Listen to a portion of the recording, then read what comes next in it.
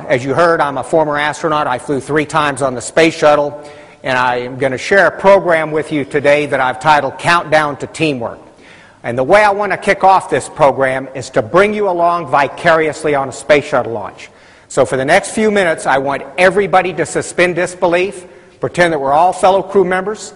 It's T-minus 3 hours before liftoff. We're walking from the crew quarters. We climb into the crew van, drive to the launch pad, take the elevator to the cockpit level, exit that, walk across the access arm. You think your heart rate might be up right about now? You bet, it's choking you. We enter the white room where we're dressed in our harnesses. Then we get down on our hands and knees and crawl into the cockpit. There'll be technicians inside who help lay us back into our chairs. They will strap us to those chairs, and then as they leave, they will close the side hatch, the access arm will be retracted, and we will be left alone. Alone to deal with the fear and joy that overwhelm us in these moments. Fear that we might die on this mission, and that's certainly a possible outcome. We'll fear for our lives, we're out there. But at the same time that we're terrified, we're also going to be boundlessly joyful. Because for most astronauts, it truly is a lifetime quest to make this flight. And with that at hand, we're going to be overwhelmed with joy. Physically, let me tell you what's going to overwhelm us. Laying out there all those hours on our backs with our legs elevated, with every flicker of a second off that countdown clock, we're going to swear another quart of urine has been dumped into our bladders. We're going to have to urinate in a really bad way. What are we going to do? We're going to use our urine collection device, seen modeled here by yours truly. We wear an adult diaper, but we never say that. It doesn't fit the right stuff image to tell people you wear a diaper, so we say we wear a urine collection device. Well, call it whatever you want. It is a diaper.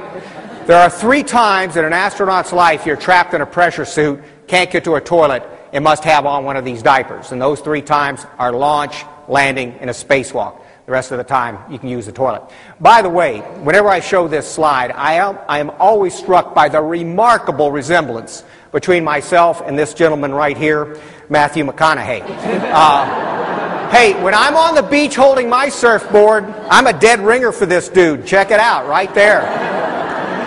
That is a scary, scary picture there. Okay. Let's pick up the countdown now at T-minus 6 seconds. That's when the 3 liquid engines start. When that occurs, we get this heavy vibration in the cockpit. At T0, the hold-down bolts blow, the solid rocket boosters ignite, and we're slapped into our seats with 2 Gs as the rocket leaps off the launch pad. Now, at 2 minutes up, the solid boosters burn out and they're separated, and when that occurs, this is what we hear.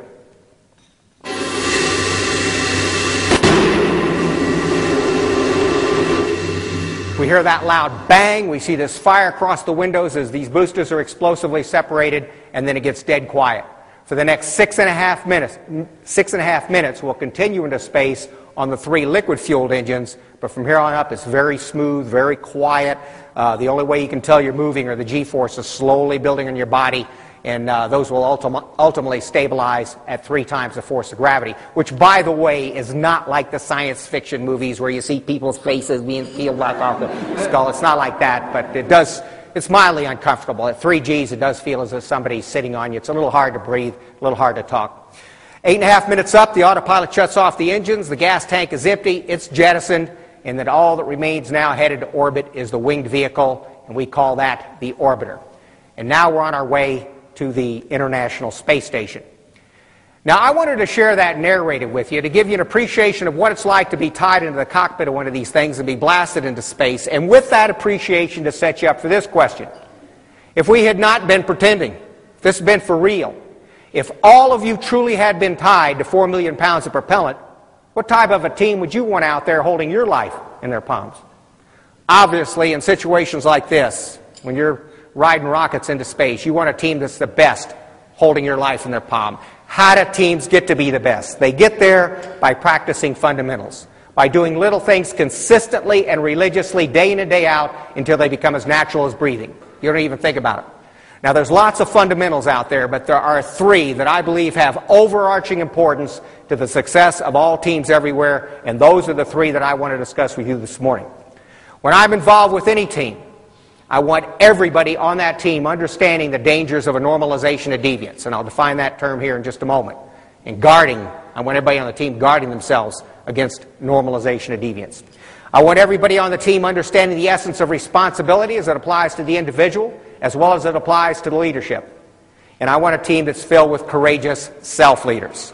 No team will ever get where it's truly capable of going unless every member of that team is functioning as a true self-leader. So self-leadership is a critical aspect of team success, and I'll be talking about that fundamental. Now, I'm going to use some experiences I had both as an Air Force flyer and as a NASA astronaut to develop some points on these fundamentals, and these experiences are going to be well outside your experience spaces. And I don't want you to be thinking then that these don't apply to you, that this is just entertaining. No, folks. Everything I'm going to say applies to you and your teams. You're going to have no problem connecting the dots to the issues that you face every day as individuals, as leaders, the challenges that your teams are facing. You can have no problem seeing yourself and your teams in this discussion.